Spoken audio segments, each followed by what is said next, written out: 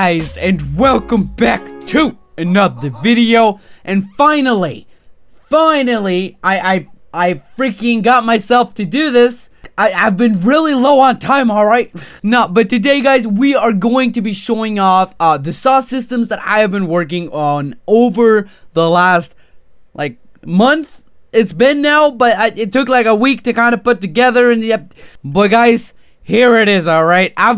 I'm starting to become sick right now. So I'm kind of hearing my voice fading away, and there's more and more coughs occurring. So I'm trying to do this before I get sick, to record this video, because I'm on my way there. I'm telling you. But that ain't gonna stop this video from being made. So guys, let's get to the preview. I'd like to love you.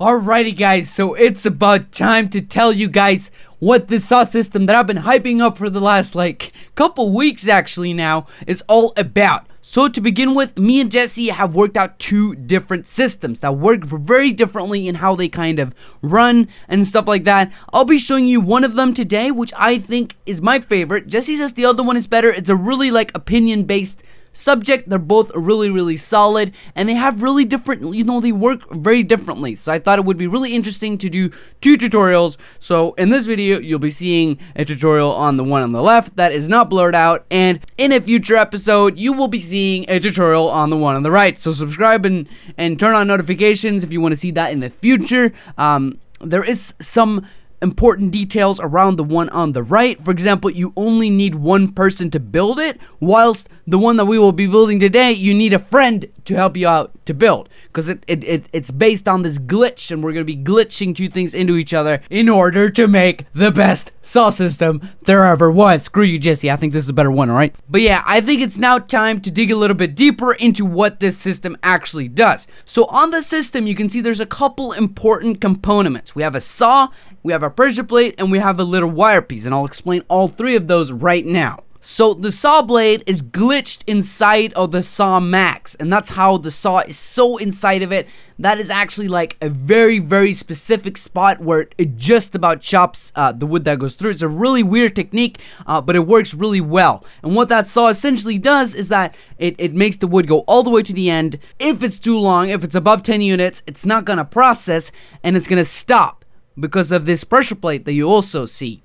So the saw is going to cut it up until it gets cut, and then what's going to happen is then the wood is going to process, because the wood is laying inside of the processing space inside the sawmill, if that makes any sense.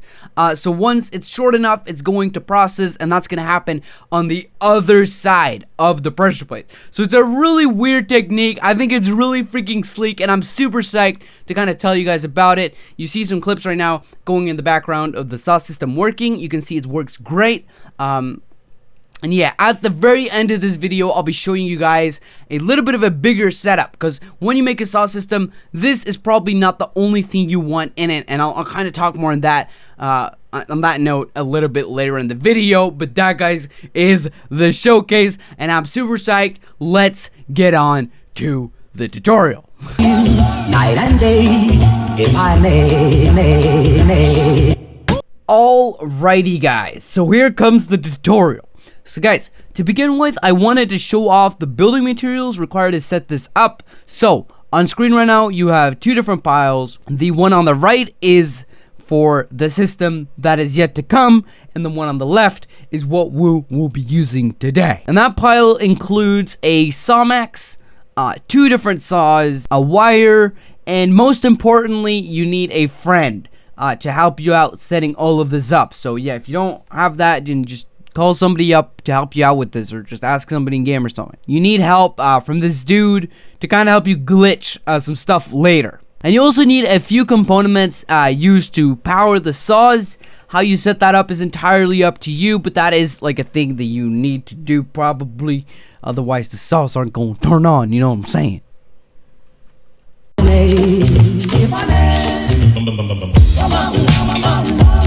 So where do I start? First question you're probably asking yourself right now is obviously where should the system be? The setup requires 2 people, so it's really important that you get it in the right place the first time you try to lay out the system, because if you are going to move it, you will need that other person to help you yet again. So yeah, I really highly recommend. I also really recommend building it off the ground so you can implement the short wood piece filter at the start, which you probably have no clue what is, but know this: you need to have your system a little bit up in the air to have this thing at the start, and it will just overall make your system a little bit more efficient and glitch proof. So if you want that, really suggest you should get that. Yeah, then you want to build it a little bit off the ground. I will talk more about that at the end of the video. So to get started, put down a conveyor. You will later be using this as a guideline for your Sawmax when you're going to glitch multiple things inside of each other. It's really handy to have this kind of conveyor, so you know exactly where to put the Sawmax. It's honestly just really handy, and it's gonna make things a lot easier. I also really suggest you get some groundwork down just to make it a little bit easier, considering you're not on the ground. Hopefully, if you follow my tip, just a little bit of groundwork to make it a little bit easier to walk around and do the whole setup. Yeah.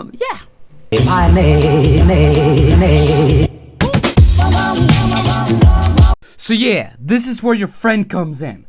We have 2 different jobs. We have what I'd like to call the saw job, and we also have the Sawmax job. But before we even get on with those jobs, we need a little bit of a blueprint layout. This is so that you can put down your saws in the exact places that we want. The saws are really familiar and don't chop if they're not in a very in very exact locations. So that's kind of why we need these blueprints, so that the saws will be in the right place. So what you want to do is you want to open your blueprint menu, and you want to pick out the 2x1x1 tiles, and you want to kind of try and create this little staircase consisting of 3 blueprints going from kind of the front center of the Sawmax. You can just look on screen and you'll see what I'm talking about. So kind of just 3 blueprints in a shape like this. Next, you want to get your thinner versions of the blueprint you just put down. It's a little bit thinner. It's Gucci.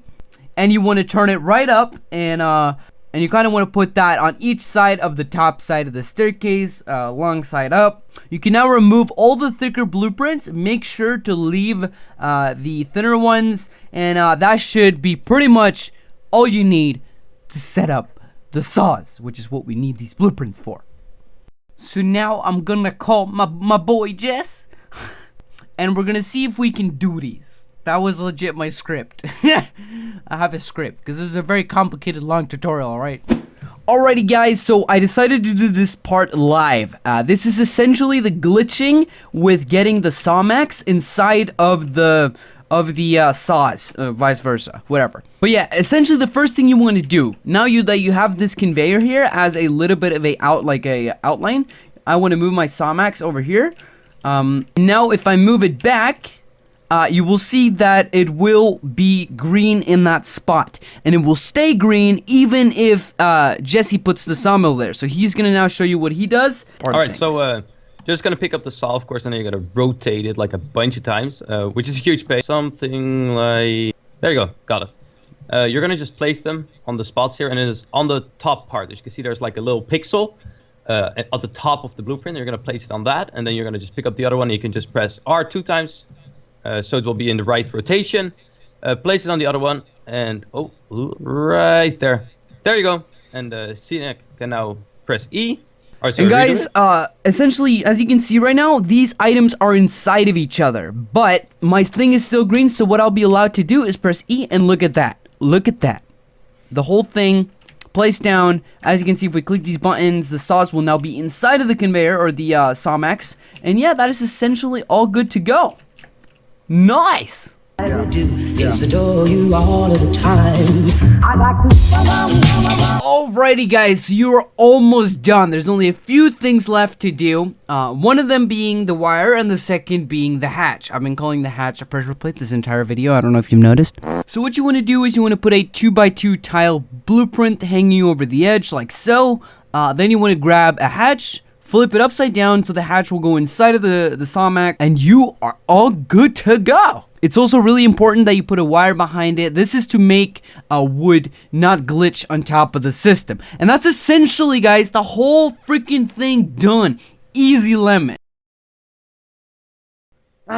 Never mind. You should also power the sawmills, obviously. I bet you can figure that out, though. Thought I would at least say it.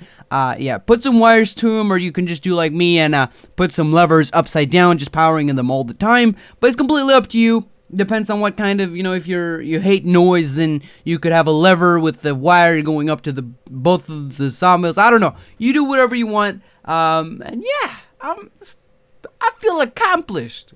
I'm close to finishing this goddamn freaking tutorial.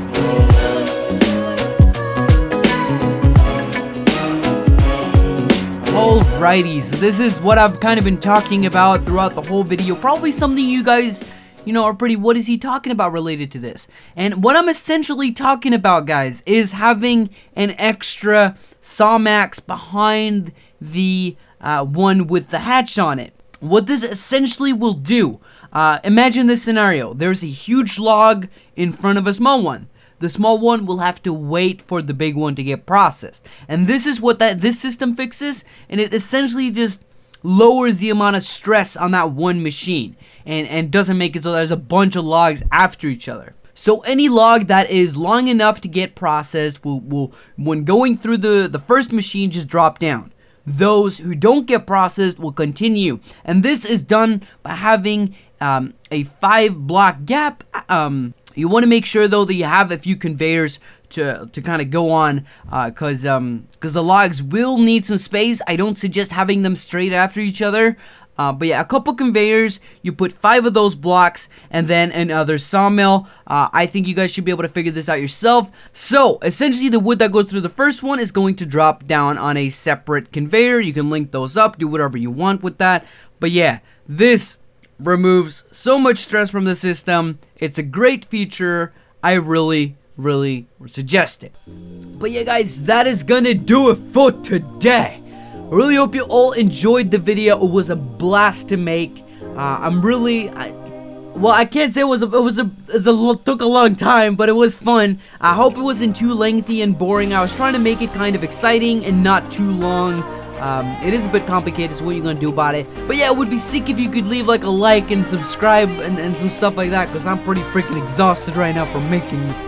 But yeah, I hope you all will get some great saw systems going for you in the soon future. And yeah, the Z-Neck is signing out.